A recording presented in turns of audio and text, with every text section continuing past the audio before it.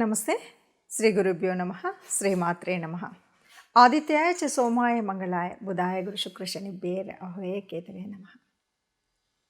మొదటి పక్షంలో ఉండేటువంటి గ్రహస్థితి మరి ఎలా ఉంది అంటే, మొదటి పక్షంలో జనవరి 2025 గాను మొదటి పక్షంలో మనకి మీనరాశిలో రాహు ఉంటాడు, గురువు వక్రించి వృషభంలో ఉన్నాడు, కుజుడు వక్రించి కర్కాటకంలో ఉంటే కన్యలో కేతువు, ఇది మనకు కనిపిస్తుంది. బుధుడు మనకి 4వ తారీఖు వరకు మొదట వృచ్చికంలో ఉండి తదుపరి మనకి అంటే ఈ మొదటి పక్షం వరకు ధనుసు రాశిలో ఉంటాడు. ఇక రవి ధనుసు రాశిలో 13వ తారీఖు వరకు ఉండి 14వ తారీఖు మకరంలోకి మారుతూ ఉన్నాడు. ఇక శని శుక్రులు ఇద్దరు కూడా కుంభరాశిలో ఉంటారు. ఇది ఈ మొదటి పక్షం యొక్క గ్రహస్థితి. మరి ఇలా ఉన్నప్పుడు ఒక్కొక్క రాశి వారికి ఎలాంటి ఫలితం కనిపిస్తుంది? ఎందుకు అంటే మనకి కొన్ని యోగించే గ్రహాలు ఉంటాయి, కొన్ని యోగించని గ్రహాలు ఉంటాయి. గ్రహాల యొక్క స్థితి, యుతి, దృష్టి వీటన్నింటి మీద మన యొక్క గ్రహస్థితి ఉంటుంది. ఏ మాసానికైనా, ఏ పక్షానికైనా, వారానికైనా దినఫలాల వరకు చూసుకున్నప్పటికి కూడా ఏ రోజుకి ఆ రోజు మారుతూ ఉంటుంది, ఎప్పటికప్పుడు ఉంటుంది. అలా మారుతున్నప్పటికి కూడా మనం దినఫలాలు చూసుకునే వాళ్ళు ఉంటారు, వారఫలాలు ఇలా చూసుకుంటూ ఉంటాం.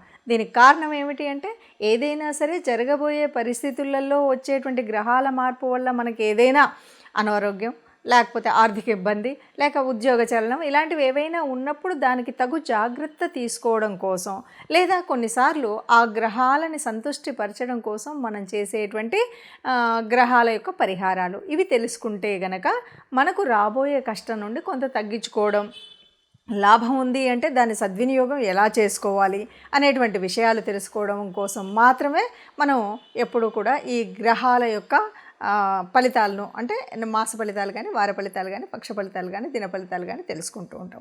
అందులో భాగంగా మరి 2025 జనవరి మాసానికి మాస ఫలితాలు మనం ముందుగా రాశి వారీగా అంటే ఒక్కొక్క రాశి 12 రాశులకు ఫలితాలు తెలుసుకుందాం. తదుపరి రాశి కన్యారాశి.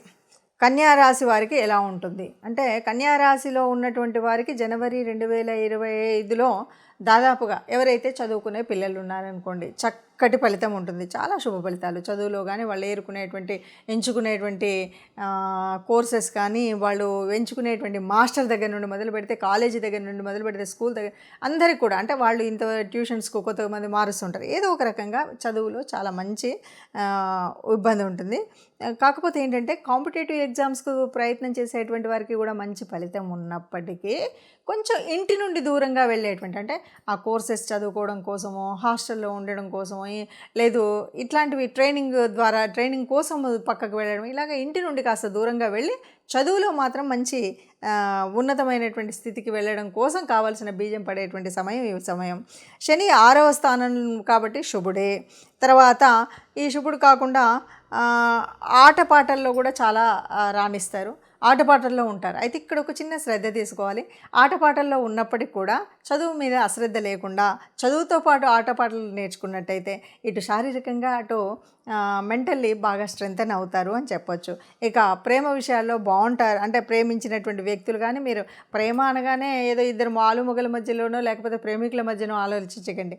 మీరు పంపించేటువంటి ప్రేమ అమ్మ మధ్య కావచ్చు, నాన్న మధ్య కావచ్చు, సోదరులతో కావచ్చు, బంధువులతో కావచ్చు, ఈ ప్రేమ అనేటువంటిది బాగా బలపడేటువంటి ఇది ఉంటుంది. అయితే ప్రేమికులు లేకపోతే ఆలుమొగలు వీళ్ళ మధ్యలో మాత్రం కొద్దిగా కుజ దృష్టి ఉండడం వల్ల కొంత ఇబ్బందులు, చికాకులు, మధ్య మధ్యలో మాట పెరగడం, ఒకరినొకరు విమర్శించుకోవడం ఇలాంటివి జరుగుతాయి. కాబట్టి ఇవన్నీ సహజంగా జీవితంలో జరిగేటువంటివి అయినప్పటికీ కొద్దిగా పెళ్లి చేసుకున్నటువంటి వాళ్ళు ఆలుమొగల మధ్యలో ఇలాంటి ఇబ్బందులు వచ్చినప్పుడు కొంత కష్టం అనిపిస్తుంది. కాబట్టి అది రాకుండా ఉండడం కోసం ముందు జాగ్రత్తగా మనం తెలుసుకున్నాం. కాబట్టి ఈ విషయంలో మాట పెరగకుండా ఎవరి హద్దుల్లో వాళ్ళు ఉండే విధంగా ఉన్నట్టయితే ఏ ఇబ్బంది రాకుండా ఉంటుంది అని చెప్పొచ్చు. ఇక కొంత ఒత్తిడి, కొద్దిగా మార్పు అనేటువంటిది కొద్దిగా కనిపిస్తుంది ఇది వృత్తిలో. ఎందుకు అంటే కొన్ని బదిలీలు ఉండడం కానీ, తర్వాత అంటే డెవలప్మెంట్ కూడా ఉంటుంది. అంటే ఉద్యోగంలో పదోన్నతి జరిగి ముందుకు వెళ్ళి బదిలీలు అయితే ఎలా ఉంటుంది, పదోన్నతి పెరగగానే పరిస్థితి ఉధృతం అవుతుంది. కొంచెం అన్ని రకాల పనులు చేయాలి, అన్ని రకాల ఒత్తిడులు కావాలి, ఇవన్నీ మనకు ఉంటాయి. కాబట్టి ఒకవైపు పని మీద మనకు ఉద్యోగ స్థానంలో ఉన్నత స్థితికి వచ్చినా ఒత్తిడి పెరుగుతుంది. ఈ ఒత్తిడి అనేది చాలా ఎక్కువగా ఉంటుంది. దాన్ని తట్టుకునే శక్తి మనకు ఉండాలి. ఆ తర్వాత ఆలోచనలో కొంత సందిగ్ధత కూడా ఉంటుంది. ఇది చేయవచ్చా, ఇది చేయకూడదా, ఎందుకంటే మనం కొత్త చోటుకు వెళ్ళినప్పుడు ఈ పని మంచిదో చెడుదో ఇలాంటి సందిగ్ధత ఎట్లా ఉంటుందో ఆలోచన విషయంలో ఇలాంటి సందిగ్ధత ఉంటుంది. కొంత ఆ సందిగ్ధతను కనుక తీస్తే బాగుంటుంది. ఇక వ్యాపార పరంగా చూస్తే కనుక మంచి ఉన్నత స్థితి, అంటే వ్యాపారం బాగా వృద్ధి చెందడానికి కావాల్సినటువంటి రీతిలో ఉంటుంది. బాగా ఎవరైతే కష్టపడతారో, అంటే పరిస్థితులు ఎలా ఉన్నా, ఎలాంటి వ్యతిరేక దిశలో ఉన్నటువంటి గ్రహాలు అవ్వనివ్వండి, ఏదవ్వనివ్వండి, బాగా కష్టపడినటువంటి వాళ్ళ ఫలితం అయితే ఉంటుంది. అంటే కష్టే ఫలే అంటారు కదా. పరిస్థితులు ఎలా ఉన్నా సరే నిరంతరం దాని మీదే ఆలోచన, దాని మీదే ప్రణాళిక, దాని మీదనే యోజన పెడుతూ మనం ఒక ప్రణాళికతో కష్టపడి పనిచేస్తే మాత్రం ఎలాంటి స్థితిలోనైనా పైకి ఎదగడం అన్నటువంటిది అది జీవన సత్యం. కాబట్టి కష్టపడితే మాత్రం ఫలితం చాలా బాగుంటుంది అని చెప్పచ్చు. ఇప్పటి వరకు మనం చూసినటువంటి అంటే గ్రహాల యొక్క గమనము, వాటి వల్ల మనకు ఉన్నటువంటి యోగించే గ్రహాలు, యోగించని గ్రహాల మూలంగా మనకు వచ్చేటువంటి కష్టాలు, నష్టాలు.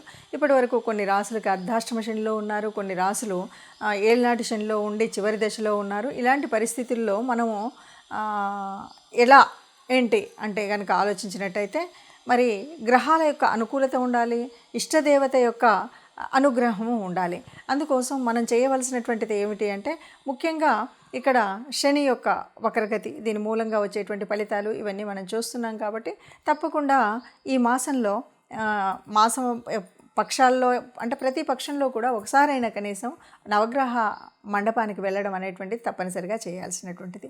మనం రాశి వారీగా చెప్పుకుంటున్నటువంటి మన రాశిలో చెప్పుకున్నటువంటి గ్రహాల అనుకూలత కోసం తప్పనిసరిగా మూల మంత్రాలని చదువుకోవడం ముఖ్యమైనటువంటిది. అంతేకాదు మొదటిగా ఉన్నటువంటి ధనుర్మాస పరిస్థితి, దానివల్ల విష్ణుమూర్తి విష్ణు రూపాల్లో ఏ రూపాన్నైనా మనం ప్రార్థించడము, అలాగే శివాలయానికి వెళ్ళడం, ఈ రెండు తప్పనిసరిగా చేయాలి. ఇవేవి మనకు వీలు కాలేదు, ఎలా చేయాలి, ఏం చేయాలి, మరి నాకు గ్రహస్థితి మార్పు ఉండాలి, ఇదంతా నేను ఆనందంగా ఉండాలి, హాయిగా ఉండాలి, ఆరోగ్యంగా ఉండాలి అని యోచించేవాళ్ళు మనుషులకు. కాకపోతే గోశాలకు వెళ్ళడం, గోగ్రాసం ఇవ్వడం, ఇది మన వల్ల కాలేదు, మన ఇంట్లోనే మనం చేస్తున్న చోట, మనం ఉన్నటువంటి చోటనే ఉన్నటువంటి కార్మికులకు ఎవరైనా సరే అన్నం ఒకరోజు భోజనం పెట్టించడం కానీ, వారికి కావలసినటువంటి వస్తువుల్ని దానం చేయడం కానీ చేసినట్టయితే మనకున్నటువంటి గ్రహాల అననుకూలత పోయి అనుకూలత వచ్చేటువంటి పరిస్థితి ఉంటుంది. ఎవరైనా సరే అందరం అనుకూలంగా ఉండాలి, గ్రహాల అనుకూలంగా ఉండాలి, దేవతల యొక్క అనుగ్రహం ఉండాలి. దీనికి కూడా దేవతానుగ్రహం కోసం ఇష్టదేవతా ప్రార్థన అనేటువంటిది మర్చిపోకుండా చేయాలి. లేదు బయటకు వెళుతున్నాం, ఏ కష్టం రాకుండా ఉండాలి అని అనుకున్నప్పుడు మనం తప్పనిసరిగా ఏదైనా ఒక చిన్న శ్లోకం, రాముడికి సంబంధించినటువంటిది ఏదైనా సరే, ఆపదామపహర్తారం దాతారం సర్వసంపదాం లోకాభిరామం శ్రీరామం భూయో భూయో నమామ్యహం అంటాం కదా. ఇది చదివితే ఎప్పుడూ కూడా ఎక్కడా కష్టం ఉండదు. ఇంత పెద్ద శ్లోకం మాకు కష్టం అండి అనుకుంటే కనీసం ఆ అమ్మని తలుచుకోండి, శ్రీమాత్రే నమః అనుకోండి. శ్రీమాత్రే నమః అనుకుంటూ మనం ఏదైనా పని మొదలుపెట్టినా, బయటకు అడుగు పెట్టినా మనం ఇలా చేసినట్టయితే మనకు ఉన్నటువంటి కష్టాలన్నీ పోయి అనుకూలమైనటువంటి పరిస్థితులు అన్ని మాసాలలాగానే మనం అందంగా మనందరం కూడా ఆనందంగా ఉండాలి, సంతోషంగా ఉండాలి. ఆ సంతోషంగా ఉన్న వాళ్ళలో మనం తప్పనిసరిగా ఉండాలి అని కోరుకుందాం. సర్వే జనా సుఖినో భవంతు అందాం.